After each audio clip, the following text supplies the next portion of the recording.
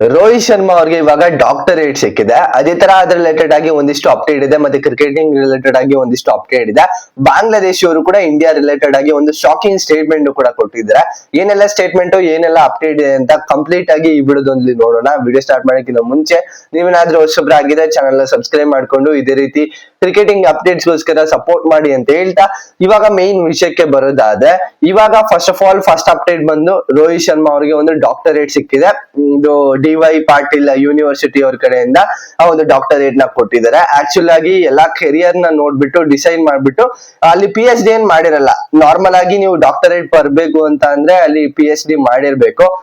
But ಅಲ್ಲಿ ಒಂದು career ನೋಡ್ತಾರೆ. ಇವಾಗ ಎಕ್ಸಾಂಪಲ್ ಆಗಿ ಡಾಕ್ಟರ್ ವಿಷ್ಣುವರ್ಧನ್ ಆಗಿರ್ಬೋದು, ಡಾಕ್ಟರ್ ರಾಜ್ಕುಮಾರ್ ಆಗಿರ್ಬೋದು, ಅವ್ರು ಯಾವ ರೀತಿ ಆ ಒಂದು ಕೆರಿಯರ್ ನಲ್ಲಿ ಅವ್ರ ಕೆರಿಯರ್ ಅಲ್ಲಿ ಅಂದ್ರೆ ಇವಾಗ ಫಿಲಂ ಇಂಡಸ್ಟ್ರಿಲಿ ಪರ್ಫಾರ್ಮ್ ಮಾಡಿರ್ತಾರೆ, ಚೆನ್ನಾಗಿ ಫೇಮಸ್ ಕೂಡ ಆಗಿರ್ತಾರೆ, ಆ ಒಂದು ಕೆರಿಯರ್ ನ ಬಿಲ್ಡ್ ಮಾಡಿರ್ತಾರೆ. ಅದೇ ತರ ಇಲ್ಲಿ ಕ್ರಿಕೆಟ್ ಅಲ್ಲಿ ಆ ಒಂದು ಕೆರಿಯರ್ ಬಿಲ್ಡ್ ಮಾಡಿರೋದ್ರಿಂದ ಇವಾಗ ರೋಹಿತ್ ಶರ್ಮಾ ಅವ್ರಿಗೆ ಡಾಕ್ಟರೇಟ್ ಸಿಕ್ಕಿದೆ. ಇವಾಗ ಡಾಕ್ಟರ್ ರೋಹಿತ್ ಶರ್ಮಾ ಆಗಿರ್ತಾರೆ ಅಂತಾನೆ ಅನ್ಬೋದು. ಇದು ಮೇನ್ ಆಗಿ ಫಸ್ಟ್ ಅಪ್ಡೇಟ್. ಸೆಕೆಂಡ್ ಅಪ್ಡೇಟ್ ಏನಂತ ಅಂದ್ರೆ, ವರ್ಲ್ಡ್ ಕಪ್ ಇಂದ ಇವಾಗ ಬಾಂಗ್ಲಾದೇಶ ಅವರು ರೂಲ್ಡ್ ಔಟ್ ಆಗಿದೆ. ಅದೇ ತರ ಒಂದು ರೂಲ್ಡ್ ಔಟ್ ಗೆ ಇನ್ನೊಂದು ರೀಸನ್ ಕೂಡ ಇದೆ. ಫಸ್ಟ್ ರೀಸನ್ ಬಂದು ಲಾಸ್ಟ್ ಮಂತ್ ಇಂದನೂ ಕೂಡ ಒಂದು ಕಾಂಟ್ರವರ್ಸಿ ನೋಡ್ತಾ ಇದ್ರಿ. ಏನಂತ ಅಂದ್ರೆ, ಇಂಡಿಯಾಗೂ ಮತ್ತೆ ಬಾಂಗ್ಲಾದೇಶ್ಗೂ ಒಂದ್ ಸ್ವಲ್ಪ ಫೈಟಿಂಗ್ ಆಗ್ತಾ ಇದೆ. ಅದು ಇಂಡೈರೆಕ್ಟ್ ಆಗಿ ಆಗ್ತಿರೋದು. ಏನಕ್ಕೆ ಅಂತ ಅಂದ್ರೆ, ಹಿಂದೂಗಳು ಯಾರ್ಯಾರು ಇದ್ರು ಬಾಂಗ್ಲಾದೇಶಲ್ಲಿ ಅವರೆಲ್ಲಾನು ಕೂಡ ಸಾಯಿಸಿದ್ರು, ಅಂದ್ರೆ ಸುಟ್ಟಾಕಿದ್ರು, ನಡು ರೋಡ್ ಅಲ್ಲೇ ಕೊಲೆ ಮಾಡಿದ್ರು. ಅದೆಲ್ಲಾನು ಕೂಡ ಆಗ್ತಾ ಇತ್ತು. ಅದಾದ್ಮೇಲೆ ವರ್ಲ್ಡ್ ಕಪ್ ಇನ್ ನೆಕ್ಸ್ಟ್ ಮಂತ್ ಇಂದ ಸ್ಟಾರ್ಟ್ ಆಗ್ತಾ ಇದೆ. ಆ ಒಂದು ವರ್ಲ್ಡ್ ಕಪ್ ಗೆ ಅವೈಲಬಿಲಿಟಿ ನೋಡ್ಕೊಂಡು ಅಲ್ಲಿ ಒಂದು ಡಿಸೈಡ್ ಮಾಡ್ಬೇಕಾಗಿರುತ್ತೆ. ಆಕ್ಚುಲ್ ಆಗಿ ಅವರು ವರ್ಲ್ಡ್ ಟೂರ್ ಮಾಡ್ಬೇಕಾಗಿರೋದು, ಆ ಒಂದು ವರ್ಲ್ಡ್ ಕಪ್ ಟೂರ್ ಅಲ್ಲಿ ಇಂಡಿಯಾಗ್ ಬರ್ಬೇಕಾಗಿರುತ್ತೆ, ಮತ್ತೆ ಶ್ರೀಲಂಕಾಗ್ ಹೋಗ್ಬೇಕಾಗಿರುತ್ತೆ. ಇವರು ಡಿಸೈಡ್ ಮಾಡುವಾಗ ಒಂದು ಸ್ಟಾಕಿಂಗ್ ಸ್ಟೇಟ್ಮೆಂಟ್ ಕೂಡ ಕೊಡ್ತಾರೆ. ಏನಂತ ಅಂದ್ರೆ, ಇಂಡಿಯಾ ನಮ್ಗೆ ಸೇಫ್ ಕಂಟ್ರಿ ಅಲ್ಲ ವರ್ಲ್ಡ್ ಕಪ್ ಆಡೋದಿಕ್ಕೆ ಅಂತ ಅಲ್ಲಿ ಹೇಳಿದಾಗ, ಆ ಒಂದು ಸ್ಟೇಟ್ಮೆಂಟ್ ನ ಇಟ್ಕೊಂಡು ICC ಅವರು ಪರ್ಮನೆಂಟ್ ಆಗಿ ವರ್ಲ್ಡ್ ಕಪ್ ಇಂದ ಬಾಂಗ್ಲಾದೇಶವನ್ನ ಬ್ಯಾನ್ ಮಾಡಿದ್ದಾರೆ. ಆಕ್ಚುಲ್ ಆಗಿ ಸೇಫ್ ಕಂಟ್ರಿ ಇಲ್ಲ ಅಂದಿದ್ದು ಇವಾಗ ಬಾಂಗ್ಲಾದೇಶ ಅವರೇ ಸೇಫ್ ಕಂಟ್ರಿ ಅಲ್ಲ. ಎಲ್ಲದಕ್ಕೂ ಹೋಲಿಸ್ಕೊಂಡ್ರೆ ಇವಾಗ ಇಂಡಿಯಾದವ್ರು ಏನಾದ್ರು ಹಿಂದೂಗಳು ಏನಾದ್ರು ಇದ್ರೆ ಅವರೆಲ್ಲ ಮನೆಯೆಲ್ಲಾನು ಕೂಡ ಸುಟ್ಟಾಕಿರೋದಾಗಿರ್ಬೋದು, ಕೊಲೆ ಮಾಡೋ ಆಗಿರ್ಬೋದು, ಸುಮಾರು ಆ ಒಂದು ಇನ್ಸಿಡೆಂಟ್ ನಡೆದಿದೆ. ಲಾಸ್ಟ್ ಮಂತ್ ಇಂದನೂ ಕೂಡ ನಡೀತಾ ಬರ್ತಿದೆ. ಅದನ್ನ ಇಟ್ಕೊಂಡು ನೋಡ್ತಾ ಇದ್ರೆ ಅವ್ರದೇ ಸೇಫೆಸ್ಟ್ ಕಂಟ್ರಿ ಅಲ್ಲ. ಬಟ್ ಇಲ್ಲಿ ಇಂಡಿಯಾನೇ ಸೇಫೆಸ್ಟ್ ಕಂಟ್ರಿ ಅಲ್ಲ ನಮ್ಗೆ ಕ್ರಿಕೆಟ್ ಆಡೋದಕ್ಕೆ. ವರ್ಲ್ಡ್ ಟೂರ್ಗೆ ನಾವು ಟ್ರಾವೆಲ್ ಮಾಡಲ್ಲ, ಬಾಂಗ್ಲಾದೇಶಿಂದ ಇಂಡಿಯಾಗೆ ಟ್ರಾವೆಲ್ ಮಾಡಲ್ಲ ಅಂತ ಒಂದು ಶಾಕಿಂಗ್ ಸ್ಟೇಟ್ಮೆಂಟ್ ಕೊಟ್ಟಾದ್ಮೇಲೆ ICC ಚೇರ್ಮನ್ ಅವರು ಇವಾಗ ಆ ಒಂದು ಬಾಂಗ್ಲಾದೇಶ್ ಟೀಮ್ ನ ರೂಲ್ಡ್ ಔಟ್ ಮಾಡಿದ್ದಾರೆ. ಅಫಿಷಿಯಲ್ ಆಗಿ ವರ್ಲ್ಡ್ ಕಪ್ ಇಂದ ಬ್ಯಾನ್ ಮಾಡಿದ್ದಾರೆ. ಬಟ್ ಇನ್ನೊಂದು ಗುಡ್ ನ್ಯೂಸ್ ಏನಂತಾರೆ, ಸ್ಕಾಟ್ಲೆಂಡ್ ಅವ್ರಿಗೆ ಅವಕಾಶ ಸಿಕ್ಕಿದೆ, ಅಂದ್ರೆ ಆಪರ್ಚುನಿಟಿ ಸಿಕ್ಕಿದೆ ಸ್ಕಾಟ್ಲೆಂಡ್ ಅವರು ವರ್ಲ್ಡ್ ಕಪ್ ನ ಆಡೋದಿಕ್ಕೆ. ಅವರು ಸುಮಾರು ಜನ ಪ್ರಯತ್ನ ಮಾಡ್ತಾ ಇದ್ರು. ಆ ಒಂದು ಕಂಟ್ರಿ ಏನಿದೆ, ಟ್ಯಾಲೆಂಟೆಡ್ ಪರ್ಸನ್ಸ್ ಇರ್ತಾರೆ, ಟ್ಯಾಲೆಂಟೆಡ್ ಕ್ರಿಕೆಟ್ ಪ್ಲೇಯರ್ಸ್ ಇರ್ತಾರೆ, ಆದ್ರೆ ಅವ್ರಿಗೆ ಆಪರ್ಚುನಿಟಿ ಸಿಗ್ತಾ ಇದ್ದು ಕಮ್ಮಿ.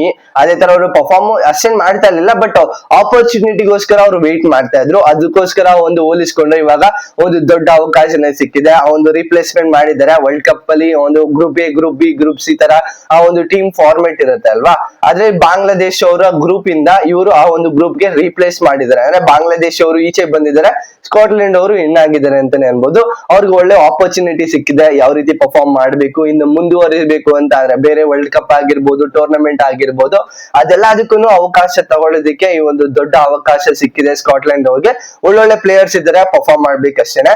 ಟೋಟಲ್ ಆಗಿ ಇದಿಷ್ಟು ಒಂದು ನಾರ್ಮಲ್ ಆಗಿ ಅಪ್ಡೇಟ್ ಇತ್ತು. ಇನ್ ಮಿಕ್ಕಿದ ಅಪ್ಡೇಟ್ ಎಲ್ಲಾನು ಕೂಡ ಟೆಲಿಗ್ರಾಮ್ ಅಲ್ಲೂ ಕೊಡ್ತೀನಿ, ಯೂಟ್ಯೂಬ್ ಅಲ್ಲೂ ಕೊಡ್ತೀನಿ. ಯಾರು ಮಿಸ್ ಮಾಡದಂತೆ ಟೆಲಿಗ್ರಾಮ್ ಗ್ರೂಪ್ ನ ಜಾಯ್ನ್ ಆಗಿ, ಅದು ಡಿಸ್ಕ್ರಿಪ್ಷನ್ ಲಿಂಕ್ ಇರುತ್ತೆ ಟೆಲಿಗ್ರಾಮ್ ಗ್ರೂಪ್.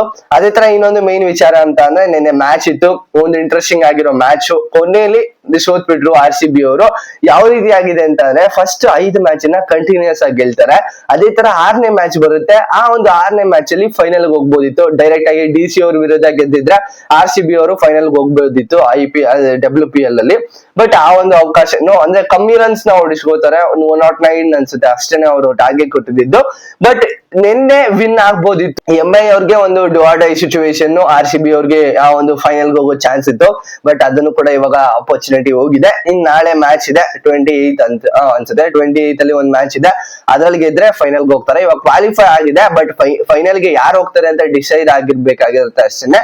ಇವತ್ತು ಮ್ಯಾಚ್ ಇದೆ, ನೋಡೋಣ ಯಾರು ಹೋಗ್ತಾರೆ ಅಂತ. ಬಟ್ ಲಾಸ್ಟ್ ಅಲ್ಲಿ ರಿಷಾ ಘೋಷ್ ಅವರು ಒಳ್ಳೆ ಪರ್ಫಾರ್ಮೆನ್ಸ್ ಮಾಡಿದ್ರು.